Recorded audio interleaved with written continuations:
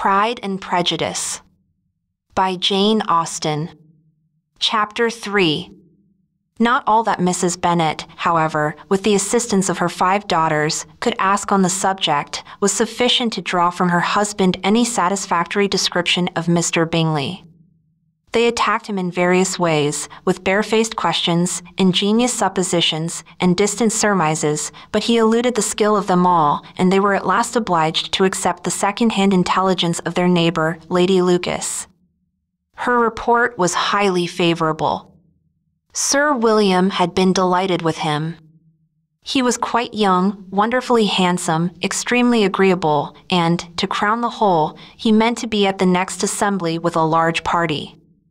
Nothing could be more delightful. To be fond of dancing was a certain step towards falling in love, and very lively hopes of Mr. Bingley's heart were entertained.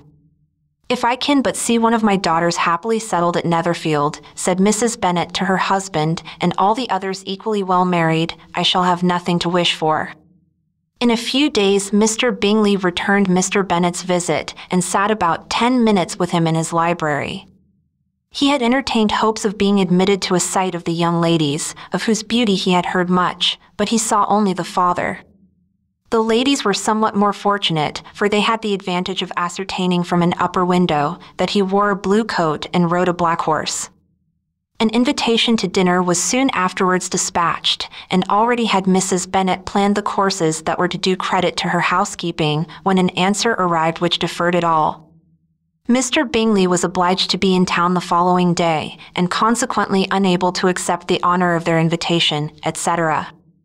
Mrs. Bennet was quite disconcerted. She could not imagine what business he could have in town so soon after his arrival in Hertfordshire, and she began to fear that he might be always flying about from one place to another, and never settled at Netherfield as he ought to be.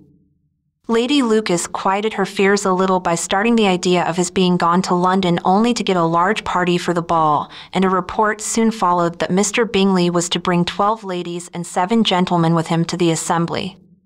The girls grieved over such a number of ladies, but were comforted the day before the ball by hearing that instead of 12, he had brought only 6 with him from London, his 5 sisters and a cousin. And when the party entered the assembly room it consisted of only 5 altogether, Mr. Bingley, his 2 sisters, the husband of the eldest, and another young man. Mr. Bingley was good-looking and gentlemanlike. He had a pleasant countenance and easy, unaffected manners. His sisters were fine women, with an air of decided fashion.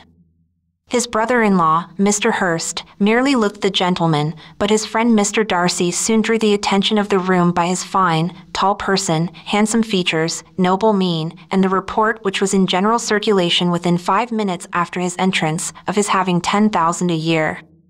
The gentleman pronounced him to be a fine figure of a man, the ladies declared he was much handsomer than Mr. Bingley, and he was looked at with great admiration for about half the evening, till his manners gave a disgust which turned the tide of his popularity, for he was discovered to be proud, to be above his company, and above being pleased, and not all his large estate in Derbyshire could then save him from having a most forbidding, disagreeable countenance, and being unworthy to be compared with his friend. Mr. Bingley had soon made himself acquainted with all the principal people in the room. He was lively and unreserved, danced every dance, was angry that the ball closed so early, and talked of giving one himself at Netherfield. Such amiable qualities must speak for themselves. What a contrast between him and his friend! Mr. Darcy danced only once with Mrs. Hurst and once with Miss Bingley, declined being introduced to any other lady, and spent the rest of the evening in walking about the room, speaking occasionally to one of his own party. His character was decided. He was the proudest, most disagreeable man in the world, and everybody hoped that he would never come there again. Amongst the most violent against him was Mrs. Bennet, whose dislike of his general behavior was sharpened into particular resentment by his having slighted one of her daughters. Elizabeth Bennet had been obliged, by the scarcity of gentlemen, to sit down for 2 dances, and during part of that time, Mr. Darcy had been standing near enough for her to overhear a conversation between him and Mr. Bingley, who came from the dance for a few minutes, to press his friend to join it. "Come, Darcy," said he, I must have you dance. I hate to see you standing about by yourself in this stupid manner. You had much better dance. I certainly shall not. You know how I detest it unless I am particularly acquainted with my partner. At such an assembly as this, it would be insupportable. Your sisters are engaged, and there is not another woman in the room whom it would not be a punishment to me to stand up with. I would not be so fastidious as you are, cried Bingley, for a kingdom.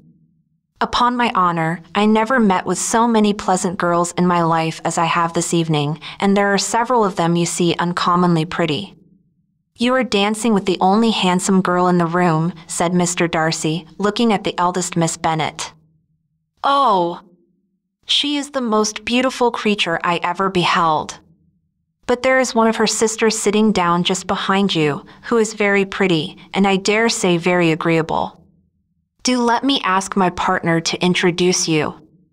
Which do you mean? And turning round, he looked for a moment at Elizabeth, till catching her eye, he withdrew his own and coldly said, She is tolerable, but not handsome enough to tempt me, and I am in no humor at present to give consequence to young ladies who are slighted by other men.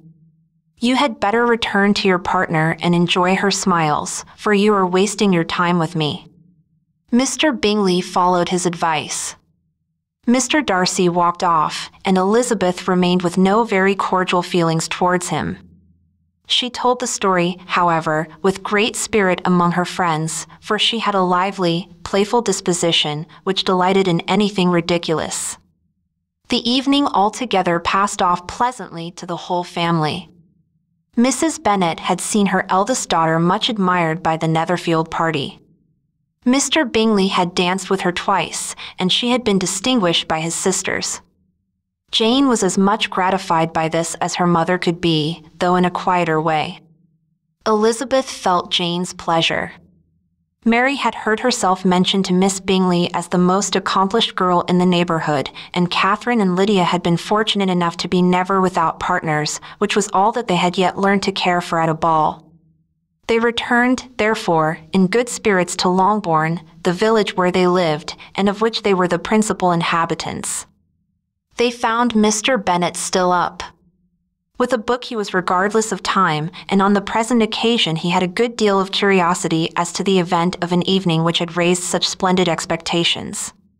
He had rather hoped that all his wife's views on the stranger would be disappointed, but he soon found that he had a very different story to hear.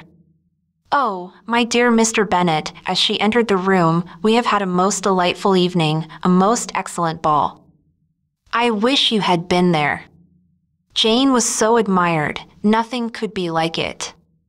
Everybody said how well she looked, and Mr. Bingley thought her quite beautiful, and danced with her twice.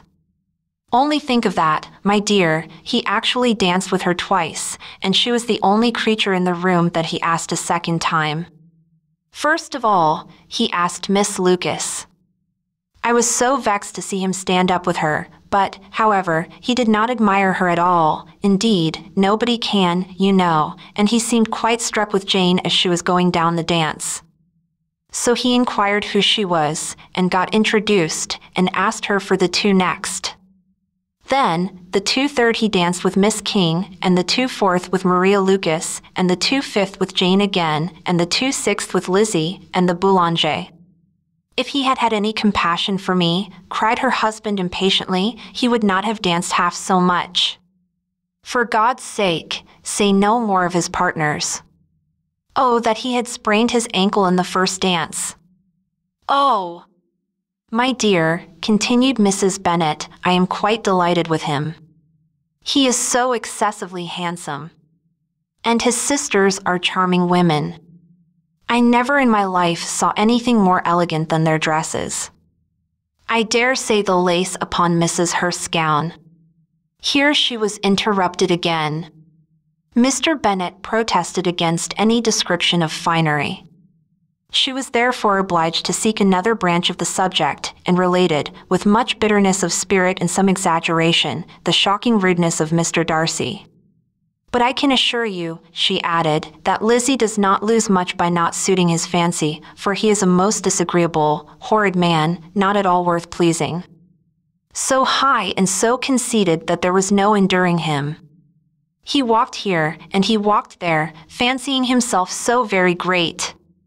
Not handsome enough to dance with. I wish you had been there, my dear, to have given him one of your set-downs. I quite detest the man.